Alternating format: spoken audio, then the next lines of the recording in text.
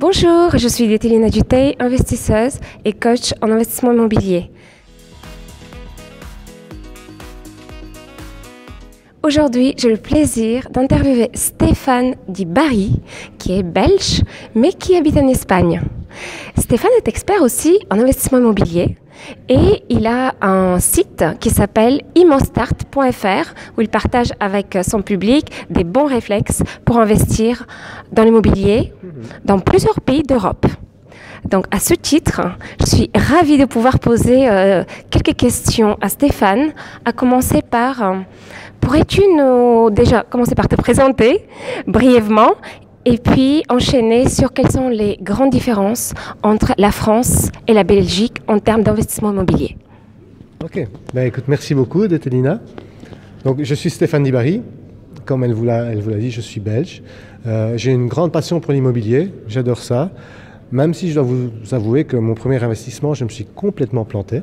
Donc j'ai fait toutes les erreurs qu'on pouvait faire, je crois. Et donc j'ai appris sur le tas. Certains auront la chance d'apprendre en formation, moi pas. Et voilà, et donc maintenant j'ai un blog sur l'immobilier pour aider aux gens à ne pas faire les mêmes erreurs que moi. Et étant belge, justement, c'est facile pour moi de faire la comparaison entre les deux pays. Donc par exemple, comme tu me l'as demandé, une différence primordiale entre la France et la Belgique, ce sera sur la fiscalité. Donc en France, tout le monde va vous le dire qu'il faut louer en meublé, c'est plus intéressant fiscalement, et donc la location courte durée. Et à moins de certaines exceptions, tout le monde va vous envoyer vers le loueur meublé non professionnel. En Belgique, en fait, c'est exactement l'opposé. C'est le nu qui est fiscalement plus intéressant, parce que si on investit en tant que particulier dans une location nue, donc une location dans laquelle les gens vont vivre et amener leurs meubles, on ne paye quasiment pas d'impôts. Je dis quasiment pas parce on va rajouter un mois de salaire en forfaitaire. C'est pas réellement un mois de loyer, pas de salaire. C'est un montant forfaitaire qui est défini à l'avance. Donc c'est pas vraiment un mois de loyer. Si vous avez des loyers hauts, ça peut être beaucoup plus bas que votre mois de loyer. On va le rajouter à vos revenus, vous allez être imposé là-dessus. Et vous pouvez de toute façon déduire les intérêts de votre prêt. Vous faites un prêt à 20 ans, ça veut dire que les 17 premières années, vous n'allez pas payer d'impôts généralement. C'est très intéressant. C'est super intéressant. Et ça fait toute la différence. Oui, ça fait toute la différence. Pourquoi? En Belgique, on donne l'impression d'être des investisseurs peureux qui ne veulent pas se lancer énormément. Pourquoi? Parce que c'est beaucoup plus intéressant, surtout pour créer du patrimoine, d'être en Belgique et de faire de la location nue. Ça demande quand même moins de travail, moins de maintenance journalière et c'est exonéré d'impôts. Enfin, pas exonéré exactement, on paye ses impôts, mais on en paye tellement peu que ça ne compte pas. Donc voilà, c'est super, c'est la grosse différence. Une autre grosse différence, mais à l'inverse, à l'avantage de la France, il y en a deux qui sont quand même super avantageuses en France. Un, c'est le prêt. Quand vous achetez et que vous faites un prêt total en France, on parle de prêt à 110%. Parce qu'on a 10% de frais en plus que l'achat pour pouvoir acheter. En Belgique, on a 16, 17, 18% en plus que le prix d'achat pour pouvoir acheter. Donc les banques, pour vous prêter un prêt total, vont monter jusqu'à 125% et le reste de pourcentage, c'est des assurances que vous allez devoir payer en plus. Donc ça, c'est vraiment une grosse différence. Quand on se lance en partant de zéro, en Belgique, c'est très difficile, surtout maintenant, parce qu'il faut aller convaincre une banque de prendre 25% de risque par rapport aux 10% de risque en France. Donc c'est beaucoup plus difficile. L'autre avantage de la France, c'est qu'en France, on peut diviser des appartements pour faire par exemple une colocation. Donc moi j'adore la colocation, j'en fais beaucoup en Belgique. Mais en France, vous voulez diviser un appartement en plusieurs lots, tant que vous ne le revendez pas et que vous le gardez pour vous, vous pouvez faire plus ou moins ce que vous voulez dedans. En Belgique, ce n'est pas du tout le cas, il faut un permis d'urbanisme et une vraie division immobilière, même si c'est votre appartement que vous divisez en plusieurs lots, si vous ne comptez pas le revendre. Donc on a cette contrainte-là en Belgique. Voilà, ça c'est les grosses différences. Merci beaucoup Stéphane, effectivement ça permet d'éclaircir un peu plus le tableau. Alors moi j'ai entendu beaucoup d'investisseurs français qui s'intéressent énormément à l'investissement en Belgique, mais ils ne savent pas comment se faire financer. Est-ce que tu aurais quelques tuyaux ou quelques idées à leur souffler? Bon, alors parce que j'aime beaucoup Dételina, je vais vous donner un petit secret. Je vais d'abord vous répondre à la question. Donc déjà, un investisseur français qui va venir en Belgique, il faut venir avec du cash. C'est très difficile d'aller sur une banque belge. Donc je vous l'ai dit déjà, c'est 125%, donc c'est difficile. Donc une banque belge va vraiment avoir du mal à prêter à quelqu'un qui n'est pas belge, qui n'a pas ses revenus en Belgique, qui a moins de garanties. Donc soit vous venez avec des garanties, mais le mieux c'est de venir avec du cash qui va convaincre la banque que vous pouvez investir. Et là c'est beaucoup plus facile. Maintenant, le petit secret, c'est de savoir que les grosses banques, elles sont aussi bien en France qu'en Belgique. Allez voir les banques à la frontière. Les banques à la frontière, il y en a beaucoup qui sont des banques indépendantes, donc ce sont des petits indépendants aussi, même si c'est des grosses franchises. Et certains d'entre eux ont une succursale de chaque côté de la frontière. Et donc, ils peuvent prendre des garanties en France pour un prêt belge, ou l'inverse, quand on est belge, des garanties belges pour un prêt en France. C'est plus compliqué, il faut trouver la bonne banque. Mais si vous parlez à ces banques-là, c'est plus facile que si vous... Peu importe où vous allez investir, vous investissez sur le nord de la Belgique, vous pouvez quand même aller voir des banques qui sont à la frontière limitrophe Belgique-France. C'est un détail, mais ça peut aider. Ça peut aider. Sinon, bien entendu, la plupart des Français qui investissent en Belgique, c'est parce qu'ils ont du patrimoine à placer. Et là, encore une fois, c'est super intéressant. On vient, on place son argent, on prend un prêt, d'accord ? Mais donc, comme on vient avec de l'apport, on aura toujours un cash flow positif, vu qu'on a mis de l'apport, et on a une location nue qui ne demande pas de travail. Donc, en gros, c'est vraiment comme un placement immobilier. Voilà. Très bien, très bien. J'aurais une question. Quand tu dis qu'il faut apporter du cash, à quelle hauteur ? Si vous ne voulez pas avoir de mal avec la banque, ce sera minimum 40%. Pourquoi 40% ? Parce que la banque va vous prêter 80% du bien, sans trop de problèmes. Bon, ils vont peut-être vous commencer la discussion à 60, mais ils monteront à 80 sans problème. Les règles sont OK. Et il va falloir que vous financiez tous les frais annexes. Donc il faut 20% pour terminer l'achat et compter quand même pour être tranquille 20% de frais annexes, les frais de notaire, les inscriptions immobilières, le crédit, enfin voilà. Donc 40% pour être tranquille, moins de 40%, il va falloir vraiment négocier, et plus de 40%, voilà. Plus vous mettez, plus c'est facile. Bien sûr. Très bien.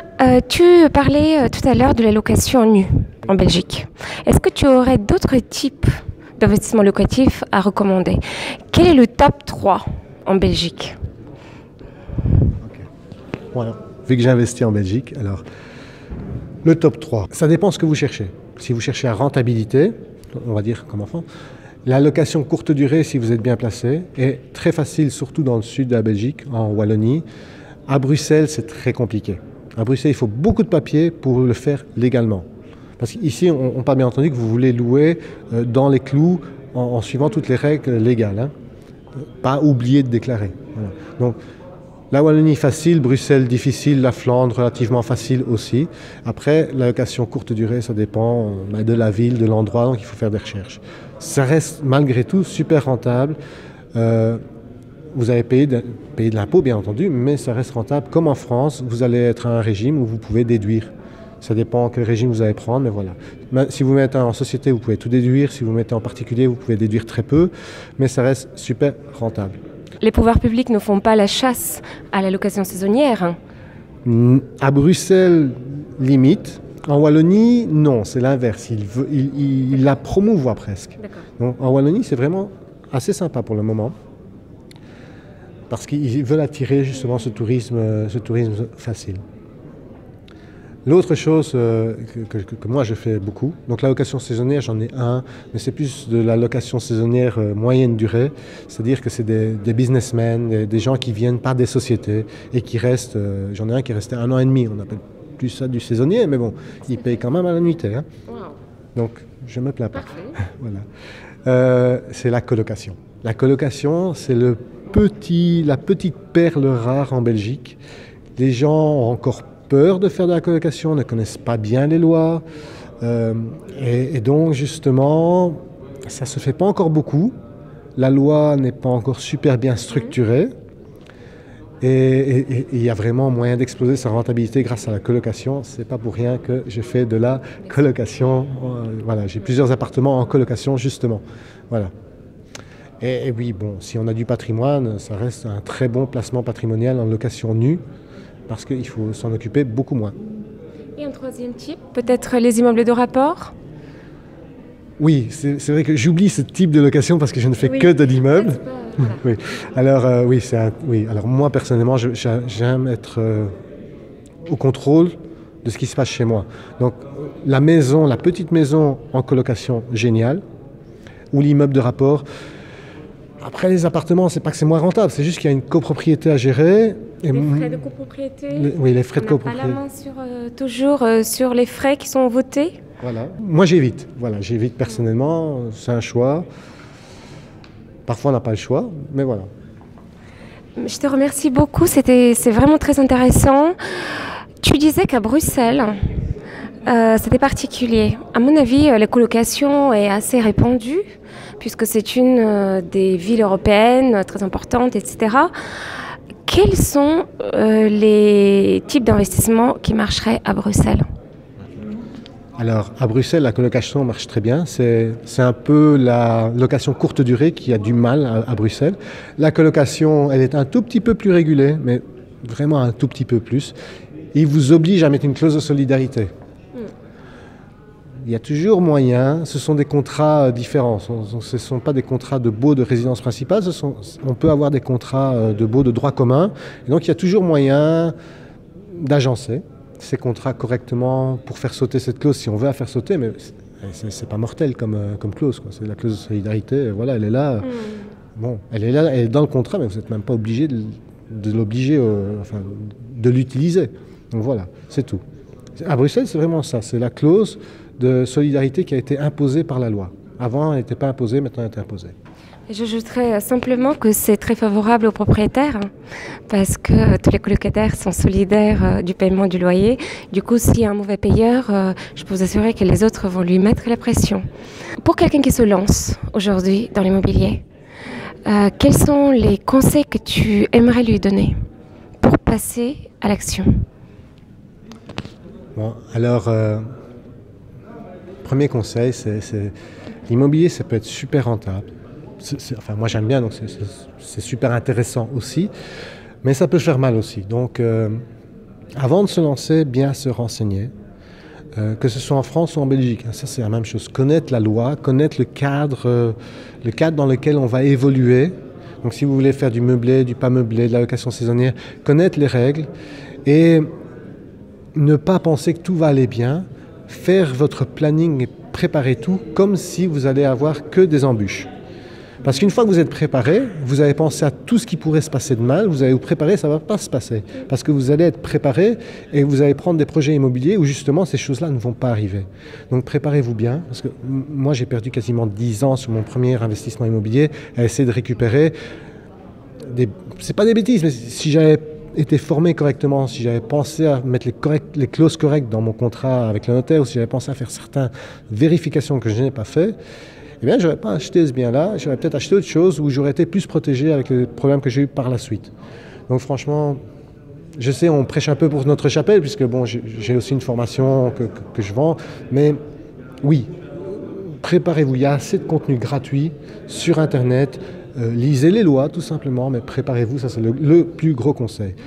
Le deuxième, c'est n'ayez pas peur, tout le monde peut le faire. Une fois que vous êtes bien préparé, c'est franchement encore quelque chose où vous pouvez partir de zéro. C'est très difficile en Belgique si vous n'avez pas d'apport, mais il y a des trucs malgré tout. Si vous n'avez pas d'apport, pour quand même convaincre la banque en passant par acheter une résidence principale où on loue une partie, il y a toujours quelque chose à faire. Donc c'est génial pour ceux qui partent de zéro, c'est génial pour ceux qui ont des sous. Mais ceux qui ont des sous, ils le savent déjà, croyez-moi. Enfin, j'espère. Voilà, et la troisième chose, c'est prenez soin de vos locataires.